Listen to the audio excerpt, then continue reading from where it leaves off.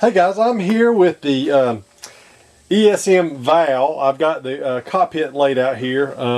I'm Ty from Ty's Planes, and people have asked me what colors I paint these cockpit kits with, what paints I use, and so what I'm going to do is real quick is I've got the cockpit all ready to be installed. I'm just going to go over how I paint or how I prepare and how I paint the cockpits themselves. You have ABS parts or plastic parts, and then you also have resin parts. I just want to let you know that if you ever get the resin parts, if they ever have any flashing on it, the resin can be easily sanded. You can just take an X-Acto and clean up any rough parts, scrape it off, or take sandpaper and sand those parts. If you feel like they're too thick to go on the wall or whatever, you can remove it by just moving a little bit by sanding. If you get a wheel and it has a little bit too much resin in between, you can see what this wheel looks like here. It's always see-through, but sometimes when you're pouring these things, a little bit of extra resin get there.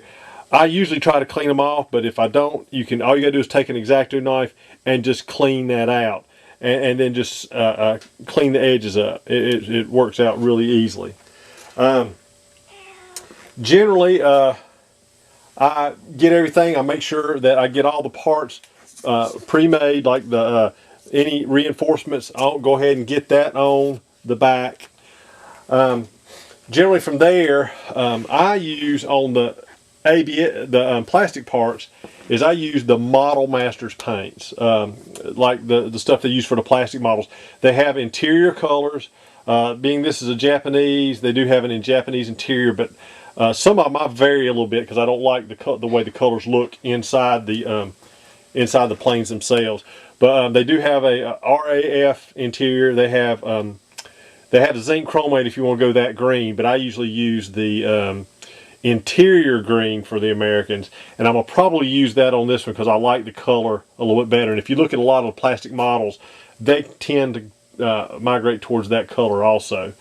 So generally, I shoot the colors directly onto the plastic without any primer whatsoever. On the resin parts, I usually use a black sandable primer. And what I'll do is let me get some of the paints together and show you what I use as far as spraying these things. And I'll be right back.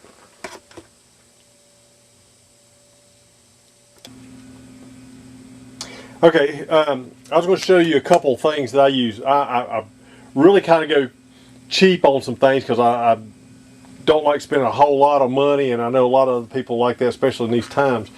Anyway, I was going to show you the Model Masters paints I use. That's the interior green. I use that mostly for the American planes. It's a 1715, and then the interior RAF is the 2062. But I also keep the reds, the blacks, and yellows and stuff like that on hand, so I can paint anything I need to in the interior. I also Testors makes a their camouflage paints work pretty well too, just according to what color you're looking for. I do have a good gravity feed brush airbrush that run me about $50, but I found that Harbor Freight carries this one for about, you can get it from $9 to $14. It comes with a bunch of different caps. These pull off, so you can use 2 or 3 different colors if you're doing that, and pour it into you have to pour your paint into a different bottle. That's a good one. Like I said, it runs about $9 to $14. You run about 25 to 35 psi, and it will give you a good clean spray onto your material. This one here was about 26, but it came with paints. It's a Testors. It's a little bit smaller. It uses the smaller bottles, and I'm trying to kind of move over to this one. When I empty these bottles, I use them as my actual bottles I fill to paint with. If you go to Hobby Lobby, the local Hobby Lobby, you can get and sign up for, you can get coupons for 40% off, so you can get this thing for like 15, 16 bucks, and it even comes with a can of the Propel for it. But but it works good to spray the cockpits with, unless you're really going to get down to some detailing and some spraying some small areas. You don't really need a expensive gravity feed fine line airbrush. On the resin parts, I found that I do like to prime them first. I usually use the plastic coat primer. I found some primers will kind of bead on it, but this one does pretty well if you shoot light coats on it. It's a sandable black primer. You can also use it as the finish color, like on your dash or anything else that's going to be just a black color. It makes a good a finish color for it. You can see this is early when I have painted these. These are all painted in that that plastic coat primer. It's a black primer. Anyway, what I'm going to do now is I'm going to go ahead and shoot a coat of paint on all this. Get the primary colors on, and then I'll go ahead and show you what I do to get cut the dials out and stuff like that, so we can start getting this cockpit together. So let me get a couple more things done, and I'll be back. Okay guys, here we are back. I've got most all the parts painted. I wanted to show you a couple things.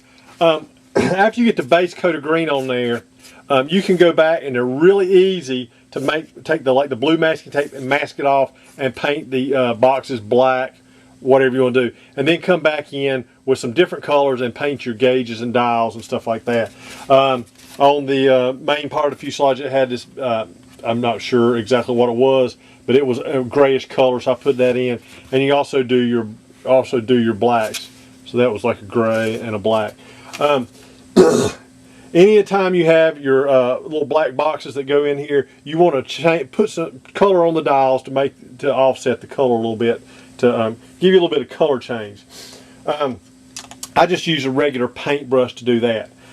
In your kits will be included some pins. I can't buy them all in one color. The best thing to do is choose the colors while you're spray painting.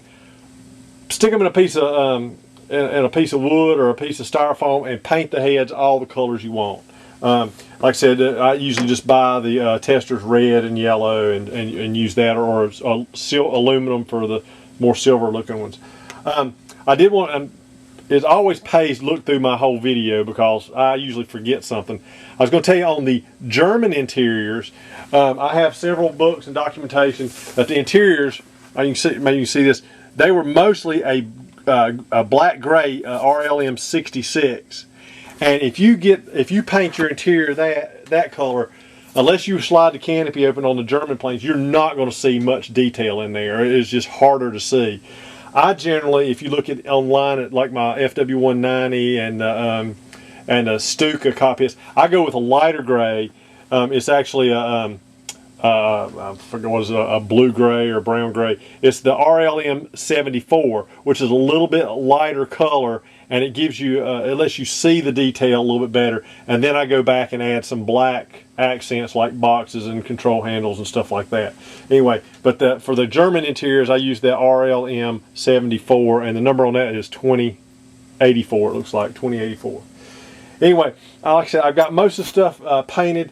One thing I did is, like, if you look at the cockpit in some documentation, most of it's all green. I've come back in here, and like the gun mount, I went ahead and painted it black. You want to be able to look in there, and if you're going dead nuts, try to go scale, paint it green. But I painted it black so it gives a little bit of definition, the different colors in there. I don't know if that was a bomb sight or something, what it was, but I painted it like the holder, the holder for it. It's a two-part piece for it, black, and the main the bomb sight there green, with the lens black also. Anyway, that's just generally how I do that. If you're really good at painting and weathering, you can add some different tones to give you a little bit of depth and make it look a little bit better. Like this piece here, it goes on the end of this piece on the inside. When you get ready to glue it, if you put your Model Masters glue or your Testors glue, just run a real light line of it, it will go right through that paint and adhere this to your other plastic. But I would just be sparingly with it because you don't want it to melt it away. All right, I do have the the dash done. What I'm gonna do is I'm gonna move over to the drill press to show you how I cut out the gauges for this. I used to do it with just a regular drill. It was real hard, but the drill press makes it really easy. We're gonna move over there. I'm gonna show you how I cut the gauges out real quick, and I'll be right back.